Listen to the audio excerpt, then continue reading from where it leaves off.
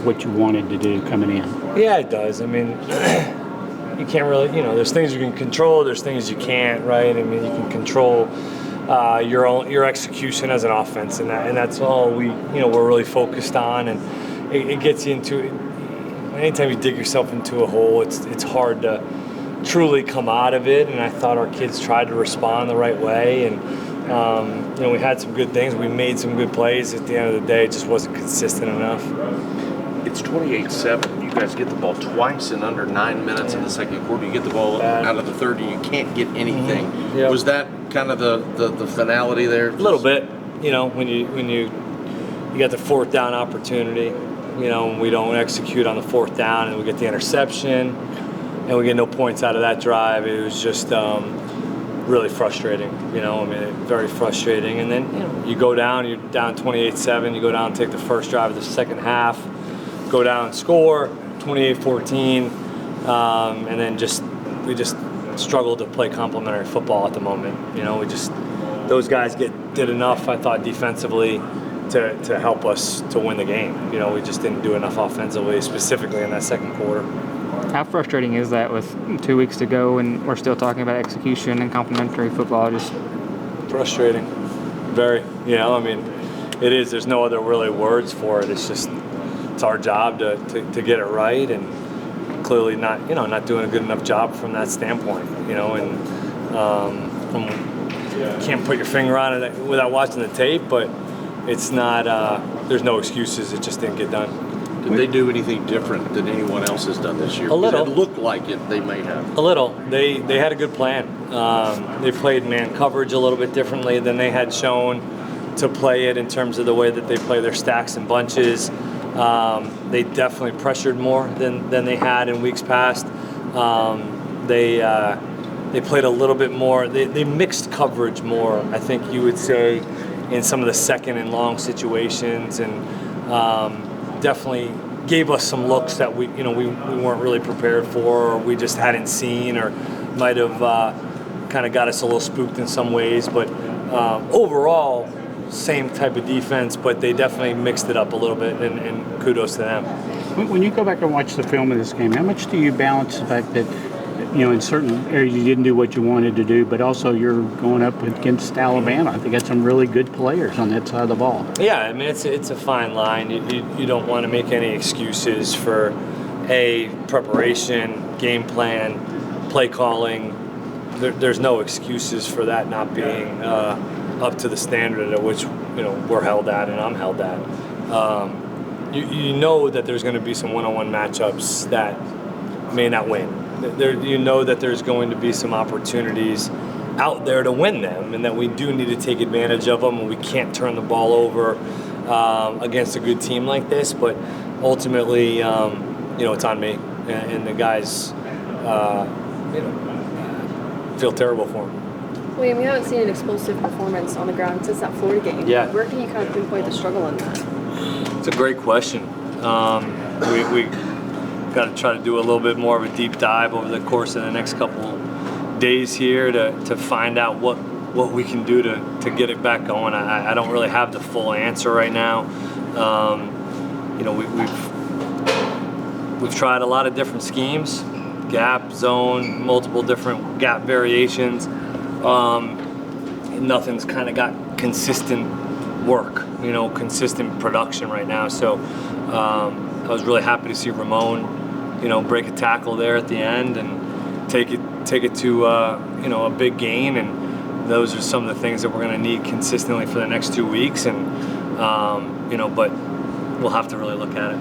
Liam, how much do you look at the offensive line performance today and say we didn't play well versus, hey, Alabama's always got some dudes up front and it's just going to be tough? I think that they were trending in the direction. I think over the last 2 weeks you could say that they've been playing at a different level as a team on their side of the ball. And, we knew it would be a little bit of a challenge at times. I mean, again, one-on-one matchups, there's definitely going to be some of that, but you wish you had a better plan for the ball to come out quick, but they also don't allow much free access, right? So that's a difficult defense to try to throw the ball against in some ways, because they don't really allow you to hang on to the ball because of the pass rush. And the ball can't really come out fast because they play their corners and defensive backs at 3 yards. So play action was good to us in some ways, and I'd run out of play action calls by the midway to third quarter. So you never quite know, but I wish we had more bullets. Going through your mind there, I saw you and Kenneth are the last two off the field, just kind of soaking it in. What was going through your mind? I mean, you know, definitely just trying to support Kenneth. I know that was his last game on Kroger Field, so just be able to be a guy he could turn around and see to know that you know, he's not the only one on the field, and just know that he has some support. This is obviously your first and only year here. What was it like to play in front of Kroger Field and put the blue on? To play in front of BBN this year? Man, it was crazy. You know, it was fun. You know, electrifying. There was definitely some up and down moments, but you know, I wouldn't trade it for anything else in the world. And you know, I kind of said it back in media days. You know, trying to earn my respect and you know, make sure that the Kroger fans know who I was. Lexington knew who I was, and I said it a while back about, you know, I'm not Benny, I'm not C-Rob, but you know, I'm Ray Davis, and you know, I think the fans were able to get to know me throughout the season, throughout the year, and I'm forever indebted. And I thank BBN just to accept me and let me come here and just do the things that I can do and fall in the steps of the great running backs before me. Right, obviously the challenge, you know, the strength of schedule is so much different than in the first 5 games than it has been lately. But you guys were winning ball games early, and you've now lost 4 or 5. What do you feel like as a team you guys could have done differently here in the stretch to win more of these games? I don't really got no answer for that one, to be honest with you. I don't got no comment for that one.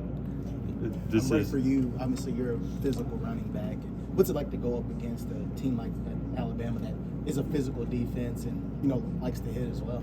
Sure. I mean, these are games that you prepare for. These are the games that, you know, if you think you could play in the league, those are those guys. Those are guys who are playing on Sundays. So just going out there and knowing it's going to be a physical game, you got to bring everything you got. And, you know, they're not going to just take it lightly no matter who you are. And what they do is, you know, they're so detailed in their gap sound. So just trying to limit the mistakes as a runner for me and then be physical and try to keep us ahead of the change and to know that, you know, I'm in the SEC too, man. You know what I'm saying? I deserve to be here and I earned to be here. And those are the games that you live for. You try to compete and show the capability of a player that you are.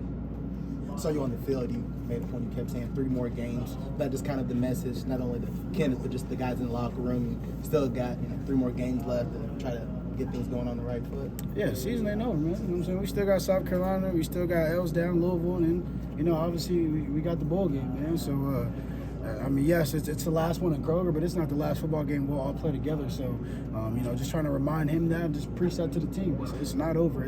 A lot of teams will love to be in the position that we are. A lot of teams will love to be able to play in a bowl game at the end of the season. You know, unfortunately, they're not, and we are. So we got to be able to keep our spirits up and know it's a lot more football left. Ray, are you finding yourself in the locker room, did you have to keep guys up so people don't lose sight of that? Or, I mean, is it overall, I understand losing today, but is the overall feel in the locker room, is it on a downtrend? No, not at all. You know, just kind of reminding guys, you know, we got a lot more football left. I know, again, it was more emotional for the seniors just because it's the last one they ever played in Kroger. But I think for our younger guys and just the rest of the group, and I think a lot of them knew that, again, you got to flush this down the drain and get ready for next week because we still got 2 more opponents and we got 3 more opponents, really. So we got to keep stacking days and just getting better and fixing the things we need to fix and attack the things that we can get better on.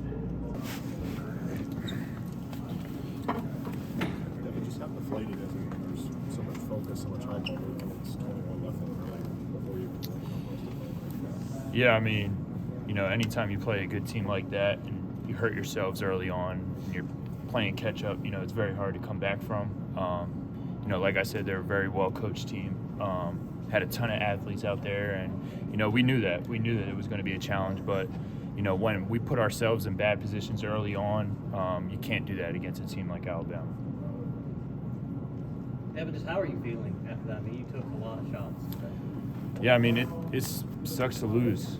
It's definitely tough. You know, every time I step on the field, my main goal is to win for my brothers. And, you know, walking away from the field, not having that outcome is just tough for me. But, you know, I'm still going to be resilient. I'm still going to, you know, come back, watch the film, get better from it, and, you know, attack practice like it's my last, like I always do, and, you know, we'll bounce back from this. So I guess I meant more like physically, like how are you feeling after that?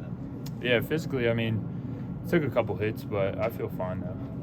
There was a stretch there where y'all had the ball in Alabama territory, I think 3 straight possessions, but didn't get any points there. What kind of went wrong, and what are you going to do to turn that into scoring drives?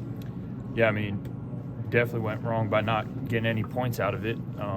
Like I kind of say, going against a team of that caliber, that just can't happen.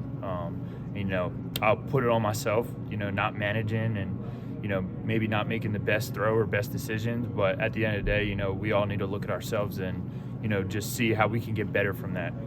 Just understand that, when we are down there, a screw has to turn on that, a little bit more momentum or a little bit more motivation to get in the end zone or to get points out of that scenario, because, those are critical. And, in this league, every possession matters. I'm sure you haven't looked too far ahead of South Carolina, but they score a lot of points. You're probably going to have to go do that down there. How do you kind of get that sense of urgency within the offense that you need to have an explosive performance to be able to get a win on the road? Yeah, I mean, I think we've shown it. I think we've shown it in the past of, different sparks that, we can be explosive. We have many guys that can, go potentially take the ball to the house on just an easy completion or easy run. But for us, it's about putting it all together. Making sure that we're doing it for 4 quarters, and then honestly just playing complementary to our defense too. When those guys get a stop, offensively we got to rally together and make sure that we capitalize on that whole, complementary sequence. I think for us, offensively, we just got to, learn from this film, get better from it, and, understand that we're still a good offense, that we can still have explosive plays. But, when we hurt ourselves or, we do things to ourselves against really good opponents, it doesn't always seem that way. But, there's certain plays on the film that can show it. Devin, both this game and the Georgia game got out of hand really early. Does that say something about this team's ability to get up for big games, or is that just coincidence, the opponent? No, I mean, I think in both games, early on you see ourselves, have so many self-inflicted wounds, or just, whether we're hurting ourselves in penalties or me making a decision throwing the ball or, just anything. And it feels like you're constantly playing catch-up. And, honestly, playing a team like Alabama or playing a team like Georgia, if you are in a catch-up mode, it does feel like it's getting out of hand because, those are good football teams. Those are what they pride themselves on. So, I wouldn't say it's not so much about us not getting up for a big game, but, we need to be better. Devin, specifically on the 4th and 2, what did you see? Kind of walk us through kind of what you saw. Yeah, I mean, it's a play that we practice all the time.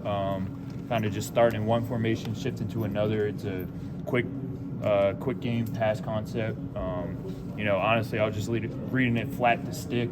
My read told me to throw the stick, and honestly, their defensive end just made a good play. Got his hand up in the right time, batted the ball down, and on 4th down we got to have it. So I put that on me. Devin, you mentioned a few minutes ago about maybe you could have made some better throws with your teammates in their position. Is there anything you could have done differently on the Barry-on play, or was that just a bang play where Alabama made a good play on the fumble? I mean, honestly, we were just in an empty set. The Nick was, outside leverage of him. Ultimately, I think that was probably the best read to go to him. I got full confidence in Barry-on, and, I know he doesn't make mistakes like that. That just happens in football sometimes. So, nothing about that play shies me away from throwing the football to him ever. Last one, guys, and then Rays. Jump in here. It's just as far as Alabama, you kind of talked about it earlier. It's one thing that you say watch them on film, but just going through this game live and in person, how challenging is it, and just trying to go through that? Yeah, I think they're a great football team. I think this is a team that, you see week to week they keep getting better. And, it's pretty funny, Jahad Campbell, who filled in today for one of their linebackers who went down, was my little brother's teammate in high school, and he's a perfect example of there's not much of a fall off when their backups hop into the game and they pick back right up to where their starters have done. So I just think it's a challenge. And just as every team in this league, there's going to be a challenge, but definitely walking away from this game, they're a very well-coached team with, a bunch of great athletes, and they're only going to get better. Thank you.